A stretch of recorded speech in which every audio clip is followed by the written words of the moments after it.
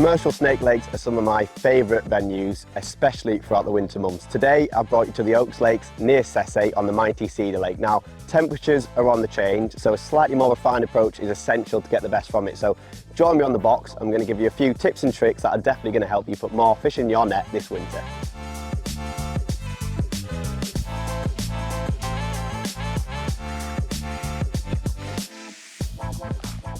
Cedar is a typical commercial snake lake, 16 metres wide and full of carp and F1s and a few stockies.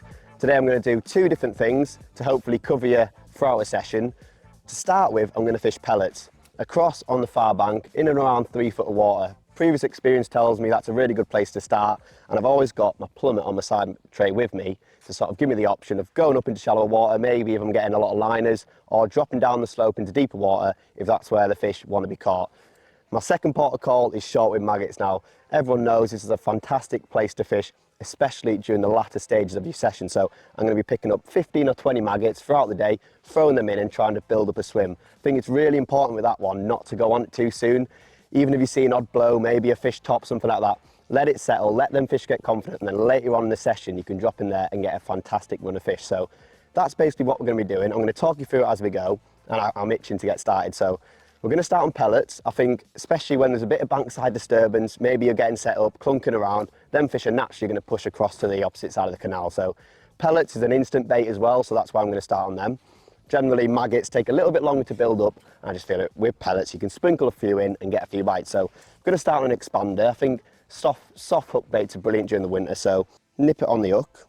I'm going to fill my little kinder pot up. I've chose to fish with the small one today with 3 holes in the top just to help me limit my bait really. I don't want to go too mad with it, overfeed my swim. I think particularly in winter you can feed a bit too much bait and that can slow you down. So slow and steady to start with.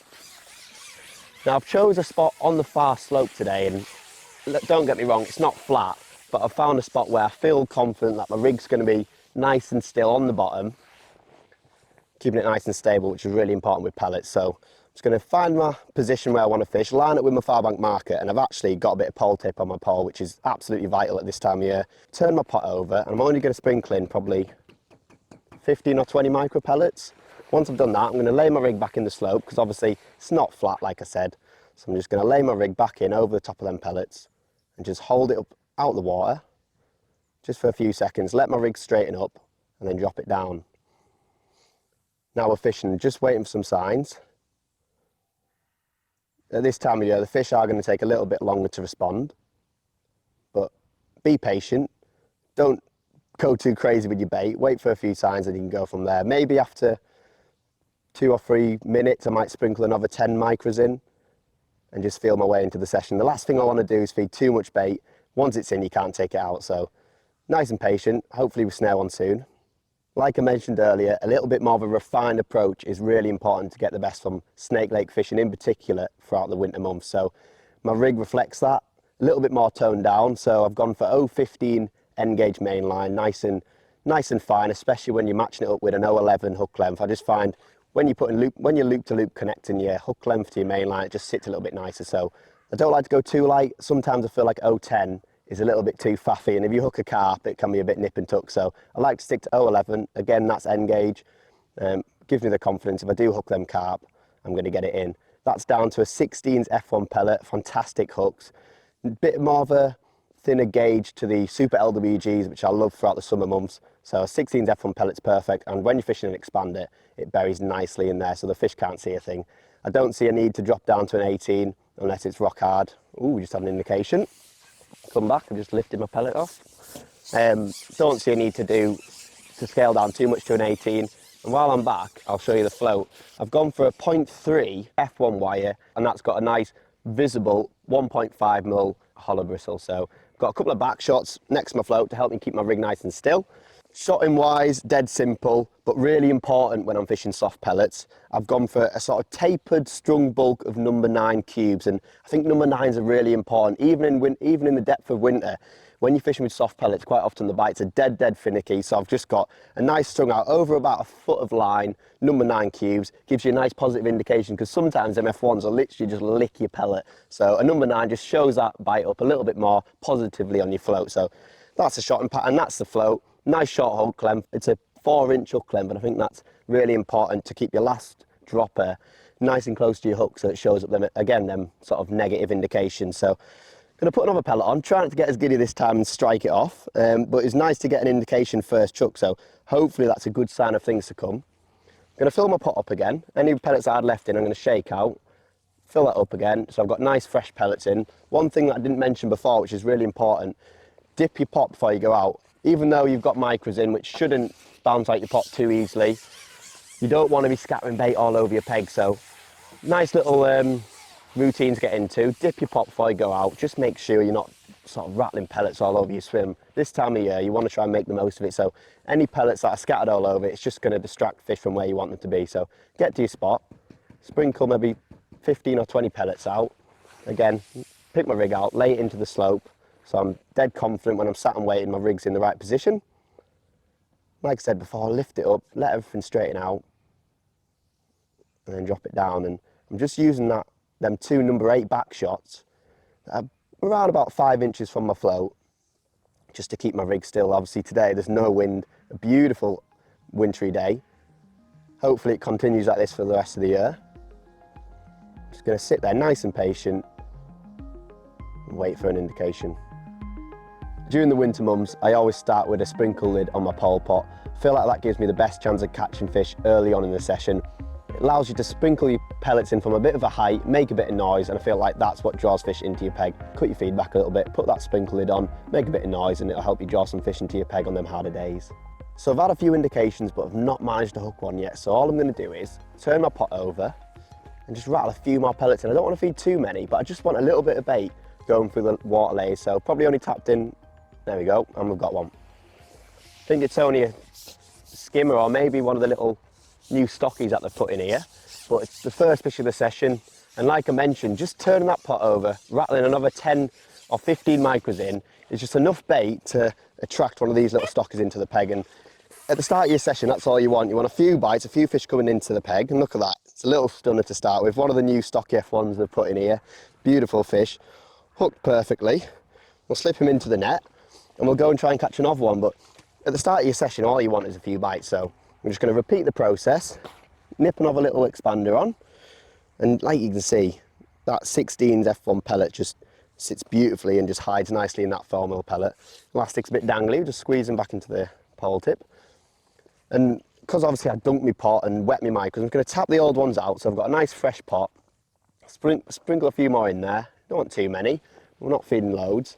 Dunk the pot again, because I just don't want any of them falling out and spreading fish. I'm going to have swims everywhere otherwise.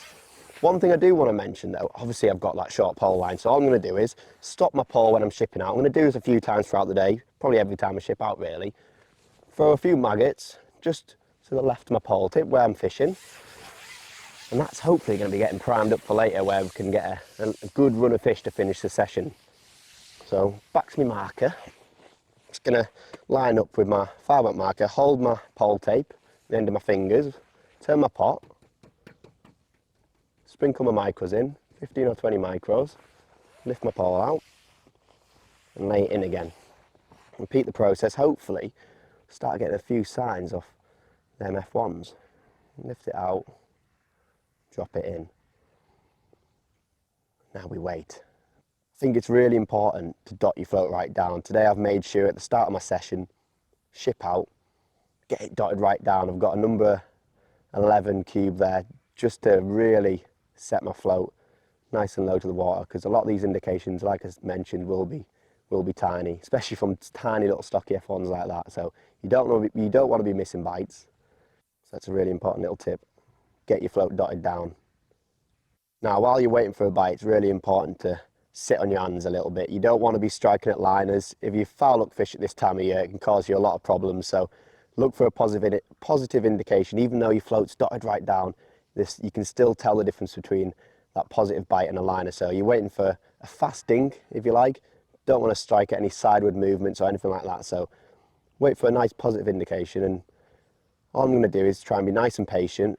I'm not going to feed any other lines. I think with pellets, when you're fishing across on the far slope, you can actually reap them up as you go. So just going to feed one spot, wait and hopefully get a few signs. And if the fish are starting to drift out my peg, I won't be scared of putting another section on, grabbing my plummet and just finding a new little spot further down my peg, maybe more towards where the fish have moved. In winter, they tend to back away from yourselves, especially if they don't want to come to food. So you have to bear that in mind. Don't be afraid of replumbing up, finding new spots, even if it's only a metre out your peg. It can make a massive difference. So we're just going to wait here. I'm not going to be too hasty. I'm just going to rattle a few pellets in every few minutes, see if them fish want to come to some feed, and then we can go from there. Depth wise, 3 foot is a brilliant depth to start in during the winter months. I've found on a lot of venues like Partridge Lakes, the Oaks Lakes, Sesse on Cedar where we are today, 3 foot is a fantastic place to start. Now you might see that I'm not fishing against any kind of features or sedges. I think it's more important about being in the right depth. So them fish aren't going to be confident coming in that depth of water. They will swim around there and mill about and maybe hide there from the odd disturbance, but they won't be confident, you know, eating your hook bait and being caught. So 3 foot gives a little bit more water over the top of their head, so they're going to be confident when you pulls over the top of the water, especially as the colour starts dropping out. So finding the right depth is really important. As I said before with my plummet, I'm more than happy to stick it on, take 6-inch off it. If I go in and start foul looking fish, if them fish start having a real good chew, you can literally put your plummet on, take a bit of depth off and replumb up. You've just got a steady slope going up to the far bank today, like on most snake lakes. So it's all about just working out in the day. There's no hard and fast rules, but 3 foot is a great starting depth. If you're not getting signs, maybe you need to come into a bit deeper water. If you're getting too many signs, go into shallow water. So it's a good little gauge for you. It's all about being in the right depth. So for me, 3 foot's a great way to start. So I've not actually had any signs this last chuck. So all I'm going to do is, I'm not going to move my float. I'm just going to turn my pot over, rattle another 10 or 15 micros over the top. See if that brings in another fish. Last time when I caught that first little stocky F1, it brought me a bite straight away, so we'll see if it does. Definitely just had a little indication there. So there we go, we've got one. A little bit of patience, but we've managed to hook one. I haven't really mentioned already, but I've actually got orange hydra in today, in a short kit. Beautiful elastic for this style of fishing at this time of year. This one's gone a bit mad. Where's he going? This one's going nuts. Must be one of them little stockies, I think. It could even be a carp. Only got 11 in, so I'm not going to pull back too hard in case it is a carp. But it's definitely nice to be getting pulled in by something. Be nice and patient with it. Them stockies can go nuts.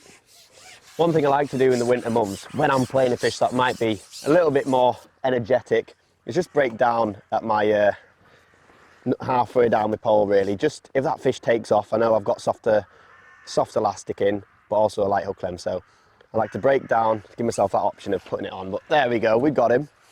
No wonder he fought, a little tiny mirror carp. Say tiny, it's probably still 1.5 pounds, but just shows you what you can catch on soft pellets at this time of year. First fish, little tiny stocky, and the second one, beautiful little mirror carp.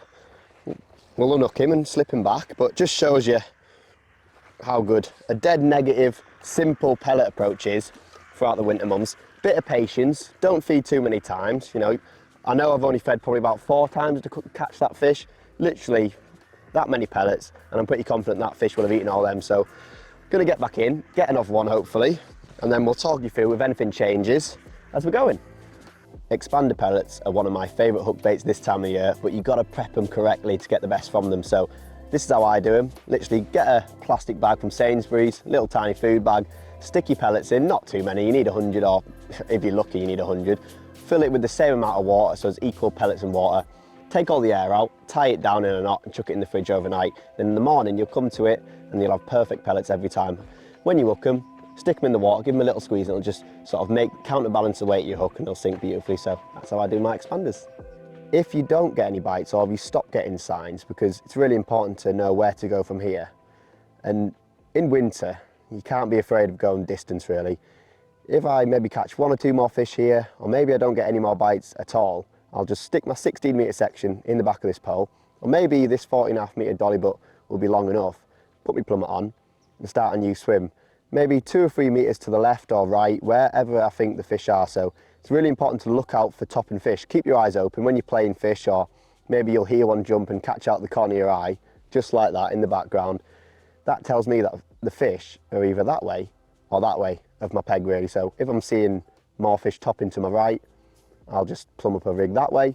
Maybe they're to my left. So just bear that in mind when you're fishing on snake lakes. Quite often the fish will be one side or the other of your peg. So seeing signs of fish, maybe blows or topping, is a really good telltale sign of where to sort of go next after you stop getting bites.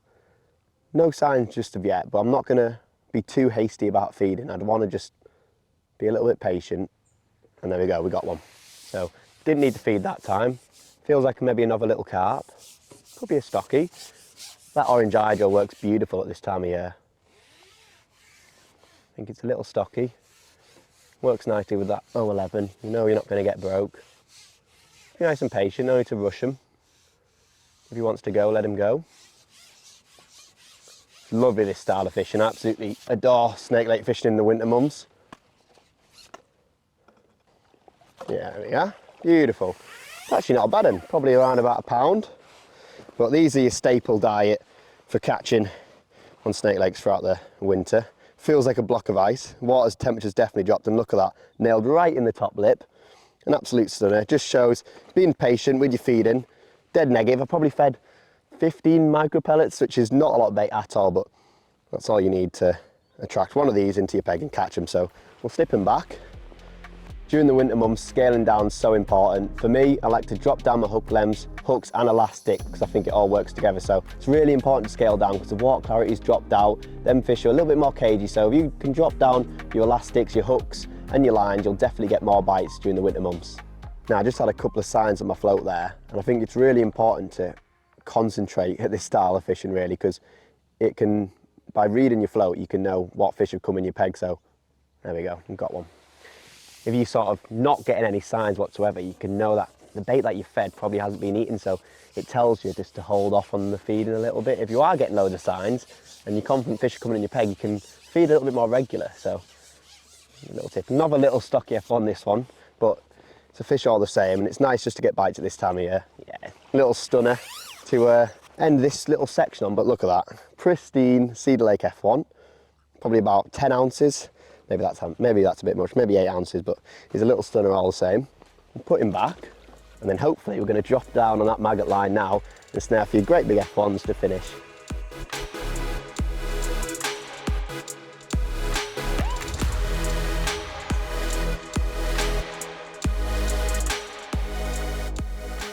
I'm raring to go on that short line now. I've actually seen a few blows coming up, so we're going to jump into it. First of all, I'll talk you through my sort of feed in throughout the day. I've been throwing sort of 15 or 20 maggots, dead regular, but now I'm going to go in with the pot, and the reason for that is I want to tighten up that area of feed. I've been throwing maggots in as accurate as I can be, but when I go in to start with, I want to just feed with a pot so I know exactly where my bait's going to be when I'm fishing. So I might change that as we work through it, but I'll talk you through that while we're fishing. Quickly just talking about the rig, I suppose. I've got a 0.5 carbon bobby, nice visible tip, and it takes plenty shot, and I like that because we've got about 4.5 foot of water here today, so nice and stable. I'm not catching fish on the drop here, I'm catching fish on the bottom, and that's why I've gone for a bit of a heavier float.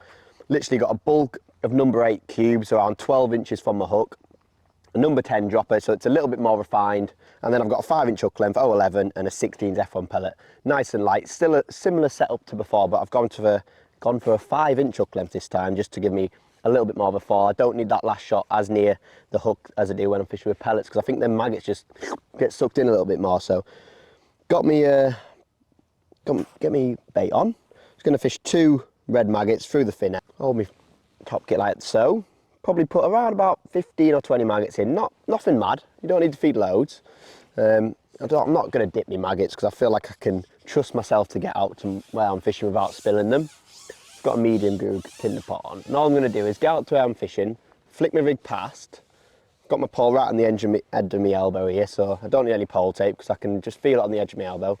Turn my pole over, and first chuck I'm going to actually sprinkle them in from a little bit of a height, and I will change that as I go through, but I just want to make a little bit of noise to start with, just to see if, you know, make sure I can bring a fish into the peg. If I start getting daft indications, I will pot them in a bit lower to the water. But I'm pretty confident we're going to get a bite. A little indication then. Small fish, but It's all right. Sometimes you will catch these in amongst the F1s, a little gudgeon. We're getting to that time of the day now where it will start working, so I'm pretty confident we'll get a few bites. I've seen a few blows coming up as well, so it's always a good sign to look out for if you're not sure whether to drop on this line or not. What I'm going to do this time, I'm going to feed a little bit more. I'm going to try one more time with the kinder pot, and then I'm just going to start throwing my bait if that keeps happening. So ship back out. Lay my rig past again. Tap my bait in, just off the water again, and just hold my rig out. And then lower it back into position. I think something's grabbed that on the way down. There are a few silvers and stuff in this lake, but what I'm going to do this time, I'm just going to bomb my rig right down. It's a good little tip really. If you're fishing venues where there is a bit of a mix of F1s and silvers, if you just drop your bulk over where you're fishing and just get it straight down to the bottom, just sort of gives you a chance of getting it past them silvers that are going to see it falling. So get it down to the bottom. There seems to be a lot of little indications. I don't think they're F1s. Hey, oh, there we go. I've hooked one. Throw some maggots in over the top. It didn't take long at all. I feel like it's maybe a little stocky F1, or even a skimmer maybe. Nice way to start though. That's an hide. There's a few of these in here as well, and you will catch them in amongst your F1s, but nice little, probably 10 or 12 ounce hide to start with. And they're a great way to build a weight in the winter months. You don't need to be catching F1s all day long if you're catching fish like that in between. So, nice way to start. I'm just going to try not feeding it with a pot. I'm going to try throwing it because it's something you just have to experiment with on the day really. Certain days you'll be better off keeping your bait nice and tight, and other days you're better off throwing it. So, just bear that in mind. All I'll do is ship out. I'll leave my pot on the pole because I think it's good to give yourself the option to swap straight back to potting it. But all I'm going to do is I'm not going to lay it out again. I'm just going to drop my rig sort of in my position and just fold my rig over just so it doesn't tangle really. That sort of Z motion. Once I get in